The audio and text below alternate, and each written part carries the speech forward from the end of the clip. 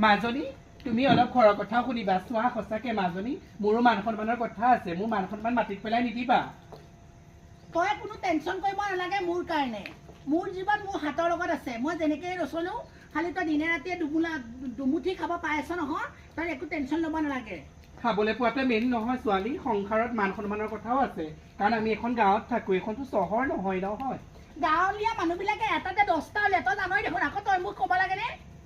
তোক আৰু বুজাব নোৱাৰো মানে মই যি দেখিলো কেনে মোক বুজাবও নালাগে যিবিলাকে ক'বলৈ আহে সিহঁতক বুজাইহে পঠিয়াই দিবি তই মোক ক'বলৈ কোনো দৰকাৰ নাই মা আৰু তই যে এইমাত্ৰ কৈ দিলি বোলে তোৰ বোলে 11টা মই একেবাৰে 20টালৈ যাব মই মোৰ নিজৰ লগত কথা মোৰ কথা তহঁতি চিন্তা কৰিব নালাগে তোক মই কোৱাটোৱে ভুল মই যাওঁ তই থাক মই আহোঁতে দেৰি হ'ব পাৰে ৰাতি দৰজাখন খুলি পেলাই থৈ দিবি শুন মাজনী মাৰো এটা লাষ্ট কথা যদিহে তই এখন ঘৰত থাকিব বিচাৰিছ মাৰ কথা মতে থাকিব লাগিব আৰু যদিহে থাকিব নোৱাৰো আজিয়ে জোৱাইক মাতি এই ঘৰ খালী কৰিব লাগিব এইটো মোৰ শেষ লাষ্ট সিদ্ধান্ত কথা